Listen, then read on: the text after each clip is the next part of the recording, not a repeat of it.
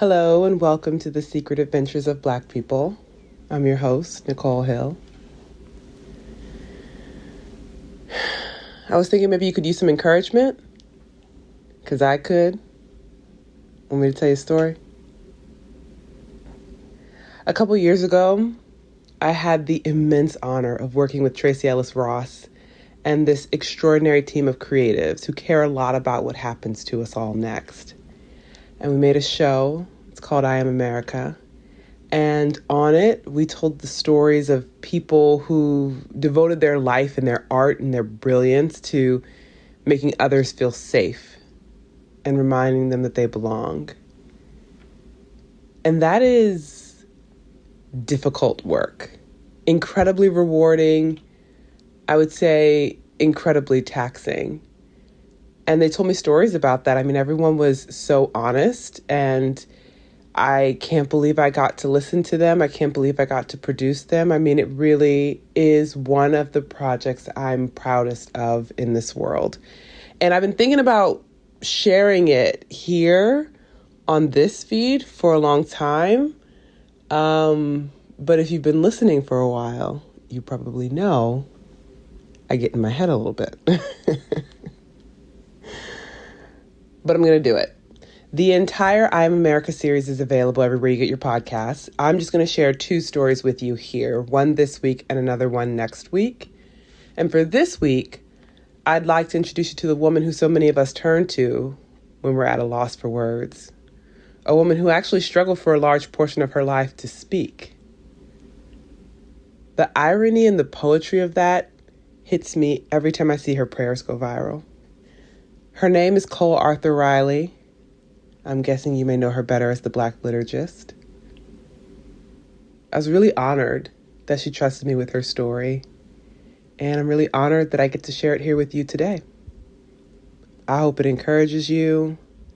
I hope it fortifies your strength. We're going to need it.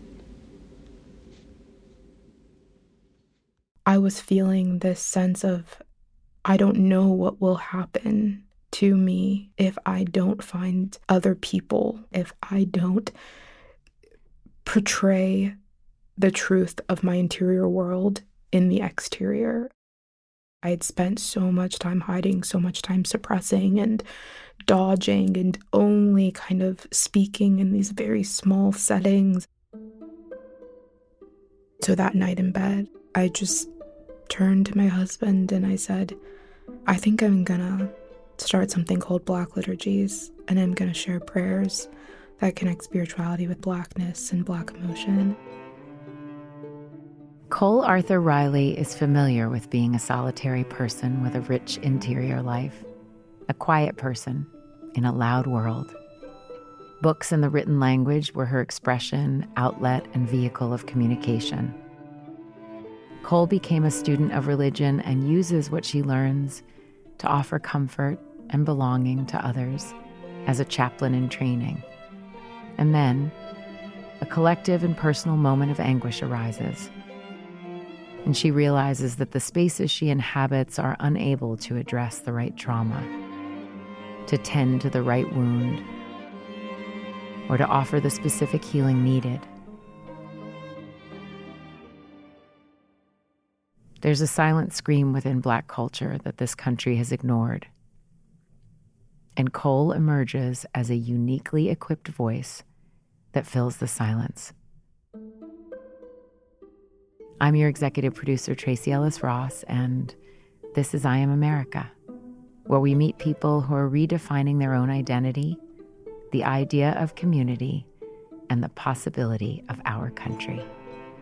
These stories are beautiful, heavy, and light, and they allow us to reimagine and reframe what we know about this country. Today's story is produced by showrunner Nicole Hill, and this is Cole Arthur Riley.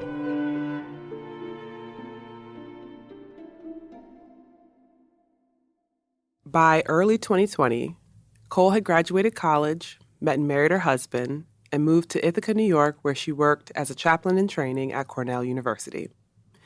At her church there, she helped out by composing liturgies or communal prayers, and occasionally She led the congregation in reciting them together. So liturgies across cultures, they usually include songs, they usually include poems, they usually include these fragments of cultural experience in a more organic form of prayer. Someone just kind of speaking from the heart.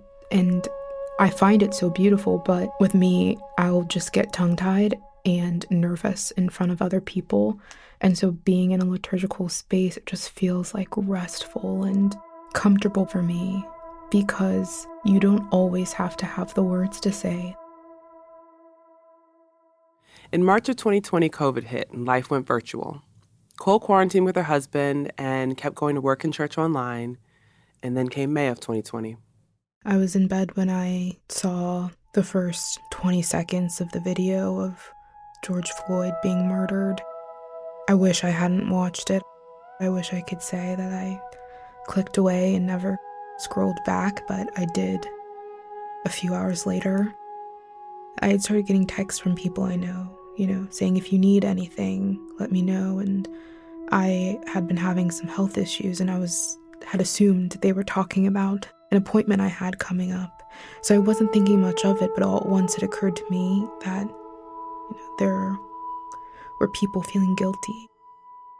And I remember feeling just this kind of loneliness of like, there's nothing anyone can say. There's nothing anyone can do. What, do you want to Venmo me for dinner?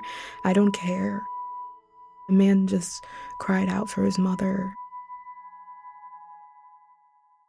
Over the course of that week, Cole watched as the U.S. faced its largest racial justice movement since the 1960s. In every state in the country, people of all backgrounds took to the streets by the millions to protest police brutality and violence against Black people.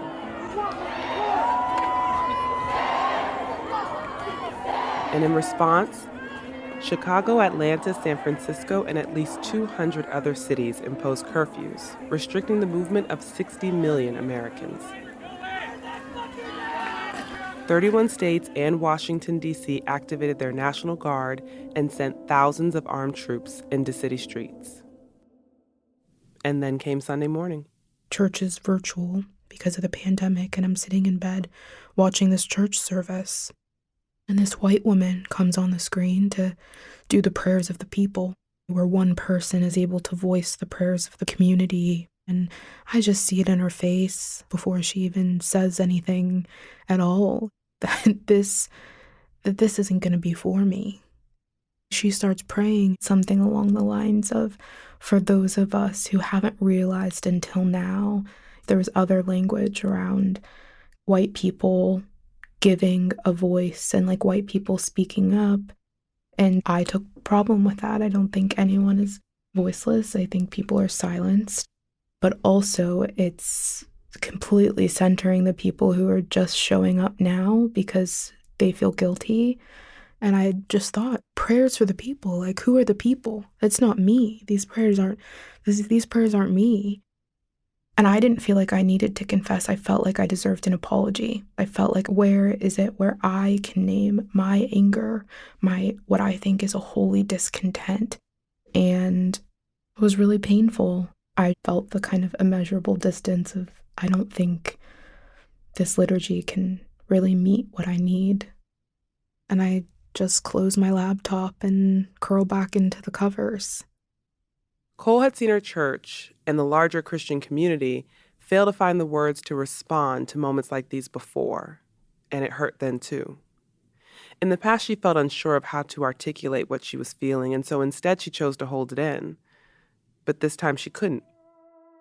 I was feeling this sense of, I don't know what will happen to me if I don't find other people, if I don't portray the truth of my interior world in the exterior. I had spent so much time hiding, so much time suppressing and dodging and only kind of speaking in these very small settings. And I felt this overwhelming desperation, like it's time to find the truth of you and let that be who is presented to the outside world.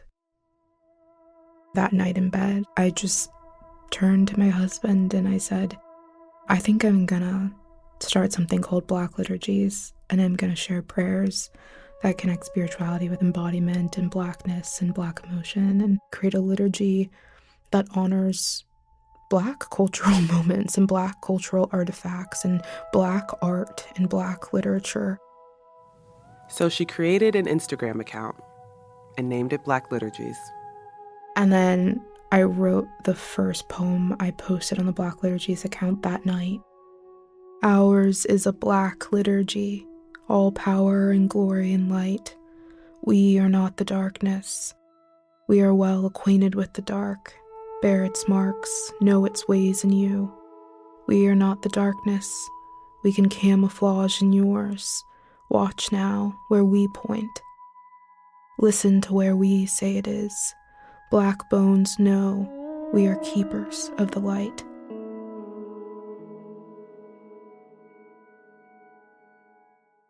After she wrote the poem, Cole had to decide how to sign it. Not many people even knew she wrote poetry, and on top of that, Cole is Black and queer and has been privately developing a spiritual ideology grounded in those identities. But she wasn't ready to share that with everyone in her life. I was looking for kind of a safety in anonymity, and so I decided not to tell anyone besides my partner. I didn't tell my sister, I didn't tell my closest friends. I just decided to keep it to myself and that I'll start posting. So I maybe followed 100 accounts that first day. People that I thought I could draw creative inspiration from. And the next morning I woke up and I think I had over 100 followers. And I was like, I didn't know if it was normal or not. I didn't really know what to think about it at first. By the end of that first week, 100 followers had turned into 1,000. Black women with platforms already and trusted Black voices were so generous with their platforms and sharing my words. And it felt so good to have my writing affirmed by Black people, by my Black community. Writers and poets followed me, people that I have admired for years, and they just support me and appreciate my writing, which is beautiful. So I'm finding an unexpected sense of belonging with other artists. And it's a lot easier to speak around artists because they're not concerned with you getting the precise words right. They want to feel something. By the following week, her anonymous poems and prayers are attracting people young and old, celebrities, activists, community leaders, Christians, and non-religious types alike. With the encouragement of other artists and the safety of anonymity, Cole is finally able to share her ideology. I was quoting and relying heavily on Black queer thinkers like Audre Lorde and James Baldwin, and I'm always trying to practice queering the text a bit and seeing something that other people have approached in one very normative way for many years, and looking at it either from a completely different character on the page that you haven't considered, or just from a different angle. And I'd begun posting a lot about the Black body, a lot about trauma in the body, but also a lot about the beauty and the inherent dignity in the Black body, and receiving a lot of good feedback, a lot of kind of camaraderie. And a lot of questions. Who are you? Where did you go to school? And a lot of people actually thought I was a man. And so they would address me as he, or address my work as he, or call me bro. So yeah, there were a lot of who are you questions, and I would find ways to kind of dodge them without giving my name or giving too much information. And then I started to notice a few of my friends were following Black Liturgies, and they would sometimes even send me texts of posts, and I'm like, this is not happening. I don't even know what to do here. I was terrified. There's something so exposing, so raw about thinking that you are the person who could ever articulate something an emotion so complicated and so nuanced, or an experience so complicated and nuanced. And that, I mean, I think I've heard someone say this before, that writing in general requires a kind of arrogance. You have to believe that your words are worth reading. It takes a lot of arrogance, of confidence, and sacred arrogance, I think. And I've struggled with that.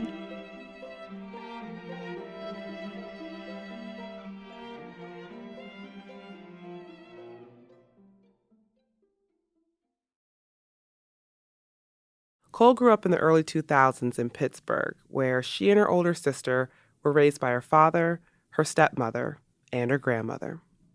My grandma, she used to say, we Arthurs, she used to say, we are nothing if not sound. So I'm from this very loud and charismatic and funny, so funny family. You know, I'll watch these family videos where, you know, everyone's like on the couches on top of each other, laughing, giggling, and then the camera just pans to 5-year-old Cole staring longingly out of a window, you know, and the mood just shifts.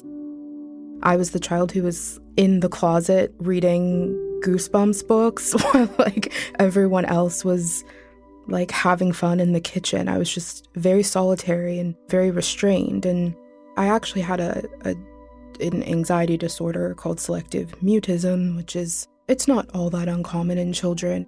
It feels like you have things that you could say, you have often a rich interior world, a rich interior dialogue, but you're not able to translate that into like verbal communication. So many people, it's not the same for everyone, but many people feel really trapped inside the actual performance of speech, even though there are words inside them. So, you know, when I was really young, it felt like I was unable to speak. No, I don't think kids always understand that they're different. I did. I always compared myself to people who were really charismatic and charming kids and kind of could speak what they wanted to say in the moment. And I thought that there was something kind of broken in me, because I just couldn't get out the words as quickly as I needed them to. So I'm not from a incredibly literary home. Like my dad, he wasn't a reader, he's not a writer, he would never claim to be. But I think he knew, like, you know, this little girl's going to need some kind of tool for expression. So he would have us, my sister and I, write poems or like little stories. Sometimes it's competition with each other. He'd give us a word or a color, and we'd have like 10 minutes to write a poem. Or if we wanted to get out of chores, we could opt to write a short story or to journal. And what's funny is, you know, my sister, she wasn't looking for this tool of expression. She was very charismatic, very verbal, very articulate as a child. But my dad wanted to bring the family together through it so that I didn't continue to feel isolated and like my distinctive way of communicating. This is an original. Also, look at my handwriting when I was 9 years old. Look at that. You know they don't even teach kids cursive anymore. Looking back, I was like, was I a handwriting prodigy? Kids don't write like this anymore, I'll tell you what. Definitely don't. This is called Magic Potion, written in 1999. Hi, my name is Nicole Arthur, and I'm going to tell you how I turned into a grown-up for one whole day. So sit back, relax, and get ready for the whole story. Once on a Saturday night, I had a dream that I went to a fortune teller, and she turned me into an adult for a day by giving me melted chocolate, a glass of milk, and a magic black lollipop. Sorry. You know, when I realized my dad's face, when he'd like linger over a poem, or there were a few times I would find things I'd written on his desk weeks or even months later, and I would think, like, I wonder, do I have something? Like, this is important. This is important enough that he wanted to save it. Cole starts writing all the time, even without her dad's challenges. She still finds it hard to communicate verbally, but her collection of writings steadily grows. Then, near the end of middle school, My sister and I, we were playing Monopoly and we were putting away the game underneath the couch, and I noticed this book. It was special because we didn't have many books in our house growing up. We just weren't that kind of household. And so anytime I saw a book, I would just kind of pause. And it was so beautiful. It was this navy hardcover with silver embossed lettering. And so I pick it up and I open it, and it says my grandma's name, Phyllis Arthur. And it was a poem that she had written. And I remember shoving it to my sister and saying, is this grandma? Is this real? Did you know? And my sister kind of shrugged. But to me, it felt like a miracle. I felt so much distance in some aspects of my family because I wasn't very verbal and I was often trapped in books.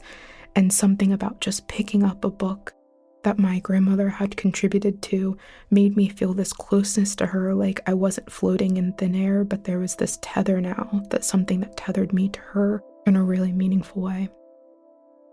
I realized maybe you could do this, those little things you're writing here. What if you could hold them? I knew books existed, but I never even asked the question of who wrote them. I just kind of knew inside that's whoever it is, it's not us. And so I wasn't concerned with it. But when I saw that day, everything changed. She hides the book under her bed and takes it out periodically to stare at it.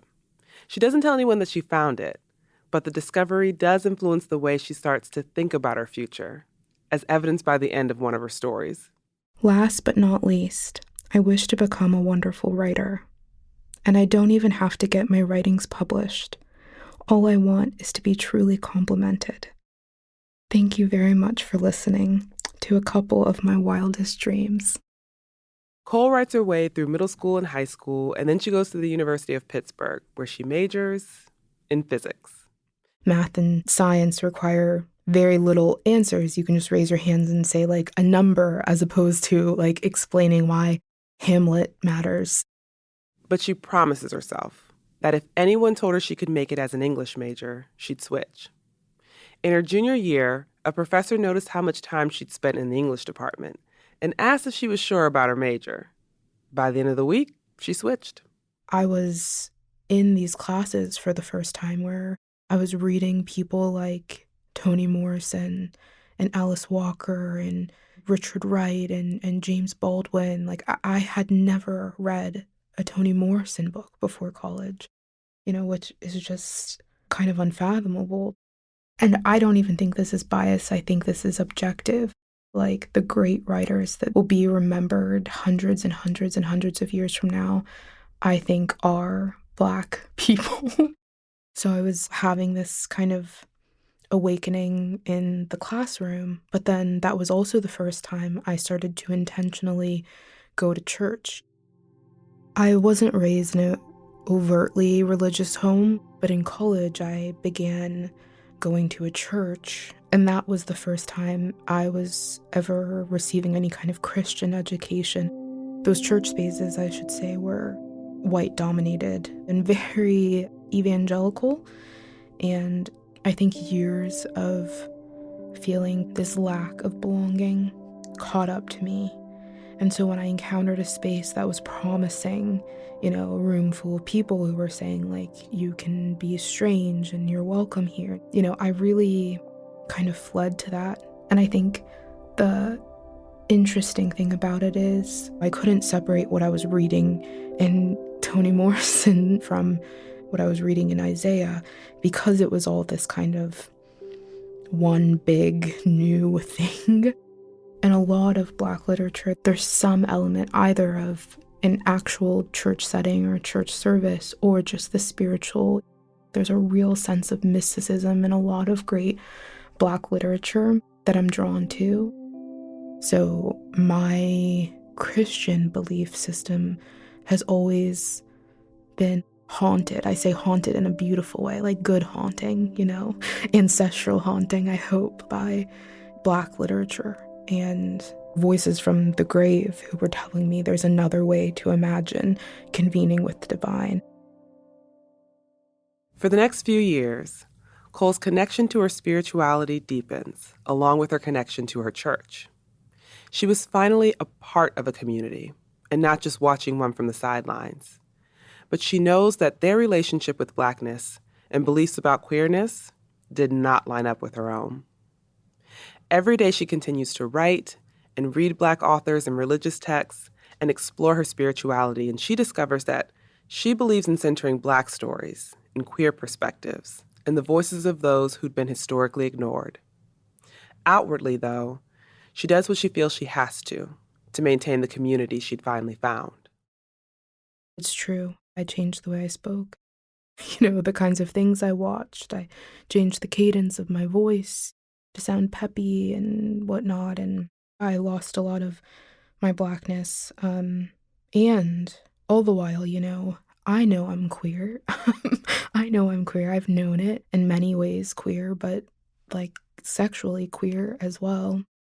But knew that my belonging would be at stake if I were ever to explain what I was feeling or who I was attracted to. And I'm married to a man, so I'm operating with a degree of heteronormative privilege that many queer people don't have. And so I was always kind of wary of that, my place in the world. But I never wanted anyone to misconstrue me marrying a man to think that I was among those who theologically disagreed with queerness. So I'd made this vow that if someone assumed that I was straight, I would correct them. And that would be kind of how I gradually came out. Ann Cole was privately working to repair her relationship with her Blackness. It was so difficult, I was undoing a lot of self-hatred and disgust that was planted in me from the time I was in middle school, elementary school. I feel like I was undoing that. And I had a handful of Black women in my life who I felt were on similar journeys, if not further down the road than me, that I was looking to for, I wouldn't say comfort, but kind of like the okay, like it's okay, this journey that you're on, that you still wake up and sometimes don't like yourself because of how relentless anti-Blackness and misogyny is in the world, how relentless the patriarchy is. They were affirming to me that it's not my fault, that the self-hatred that I'm undoing, that I shouldn't undo it under the influence of more self-hatred of, thinking just be Black and proud, say it loud, I'm Black and I'm proud, and you want to, you really do. But I had women who were telling me, it's okay that you're not immediately there. That's not actually how it works. It's more of a proclamation of hope, of sometimes you have to say the thing before you believe it, when sometimes the words themselves are what get you there. And I was practicing a lot of that, now in the company of white people. And I don't think I was always practicing that. I was keeping to myself. I was holding my journey pretty close around white Christians specifically. And I was feeling really confined, really trapped, but was really quiet about it all. Until the summer of 2020, when the murder of George Floyd and the protests and outpouring of grief and pain that followed made it too difficult to stay quiet. She started Black Liturgies, and her experiences as a Christian and as a Black queer writer intersected in the form of prayers and poems and meditations and quotes that were connecting with people by the thousands. And Cole was shocked and proud, but had been hiding her name and face from this community that wanted her as a member and not just as their anonymous curator. So, after having the page up for 3 weeks, Cole makes a decision. She's ready to reveal the identity of the Black liturgist.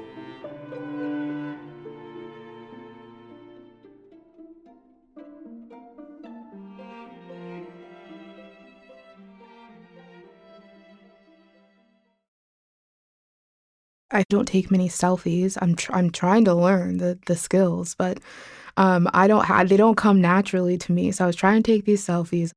I found one and posted it, and I stayed outside for a little bit, walking the perimeter of my house and trying to tap into something bigger than myself on a day when everything felt so narrowed in on me.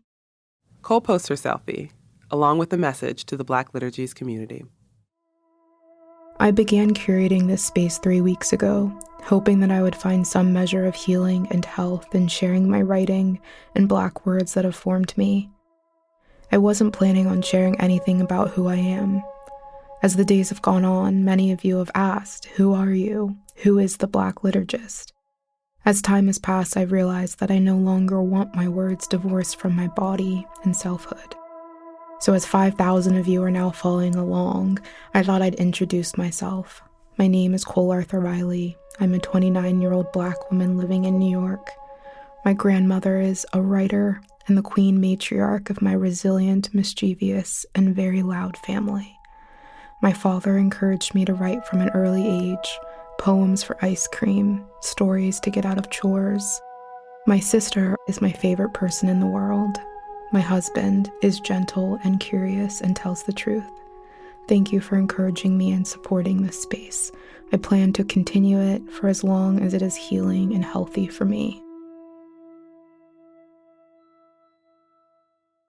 This is a comment that my grandma made, actually, after I revealed myself.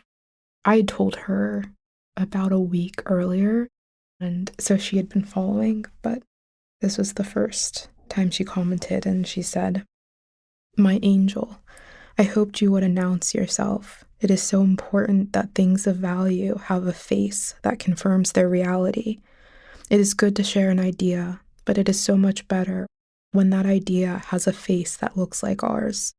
You are my granddaughter, and in so many ways, my spirit." After that, the comments and DMs pour in. It was just like this wave of Black women supporting me, naming my beauty, naming how grateful they are to that I was letting them in. And I think that's when real community started to form, like real relationships started to form, was after that point. Then during Pride Month, Cole shares the following. As a Christian, I've been complicit in a system that has terrorized the bodies and spirits of queer people, historically and presently. We can name this. It's not betrayal, it's a reclaiming. The past few years, I made a vow that whenever someone presumed me to be straight, I would correct them and tell them I'm queer.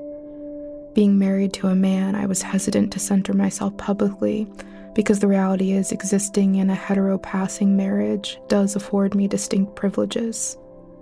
But I don't want this part of me to only be held as a correction. I deserve more than that. So here is your notice that you are being led in prayer by my queerness just as much as my Blackness. I hope that is holy and okay with you, but if it's not, I'm still holy and okay.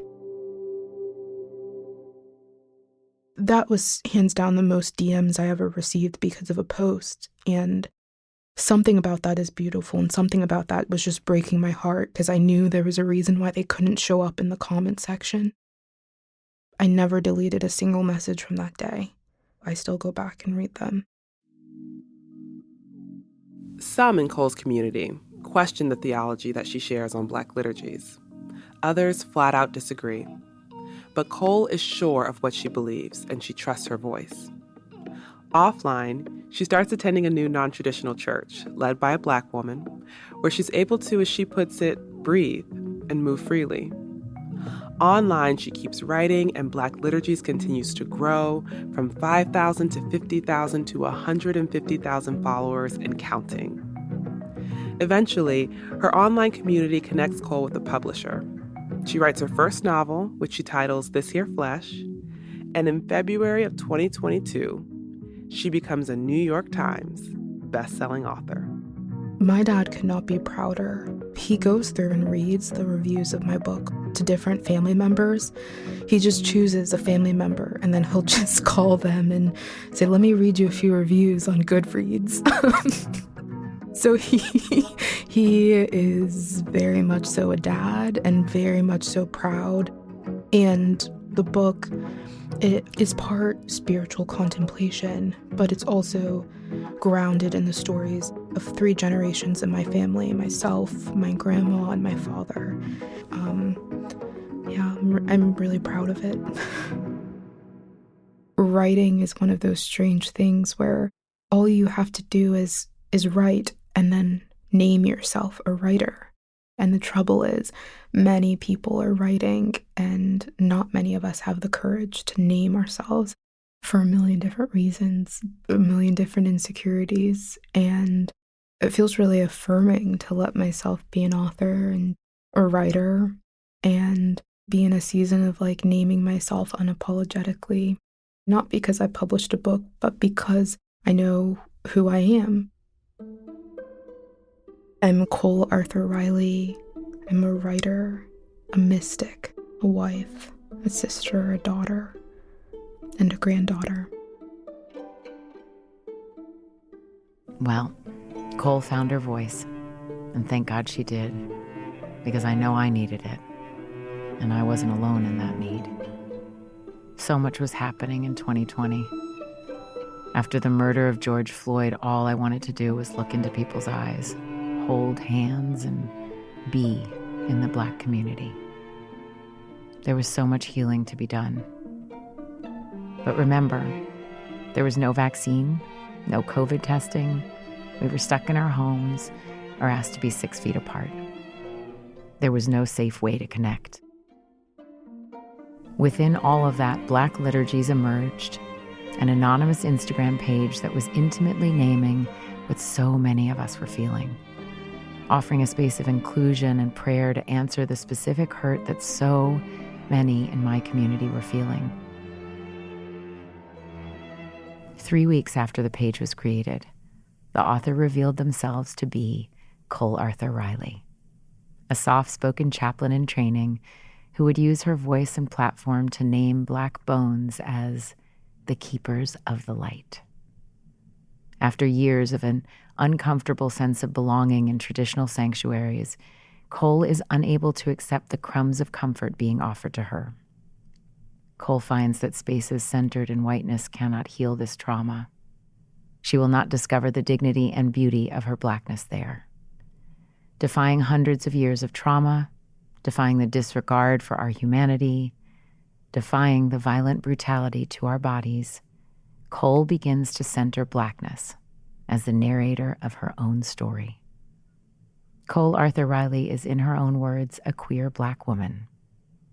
In America, loving your Blackness is sometimes a proclamation of hope. Choosing to honor your womanhood can be a powerful defiance. And speaking your queerness when it might be easier to assimilate can be brave and dangerous. As Cole reveals herself to be the Black liturgist, she sheds light into the different parts of her own identity, an identity that makes her whole and holy. How do we acknowledge our silent screams and give relief to the pain? How do we heal within all the noise? How do we find each other, hold each other? How do we create community? How do we see and respect each other's wholeness? Maybe there's more than one answer and more than one way of being whole and holy. I'm Tracy Ellis Ross, and I hope you enjoyed meeting Cole Arthur Riley as much as I did.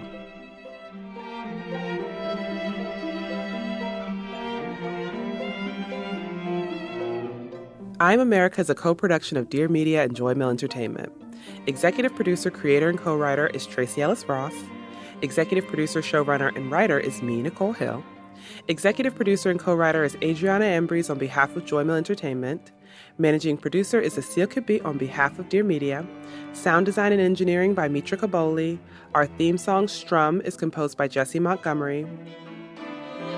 Story editing is by Martina Abrams-Ilunga. Reporting and fact-checking by Siona Petros. Production assistance by Daniel Gonzalez. Executive producers are Brian Dobbins on behalf of Artists First, Jeff Berman and Brett Boutier on behalf of Magnet Companies, and Jocelyn Falk, Paige Port, and Michael Bostic on behalf of Dear Media.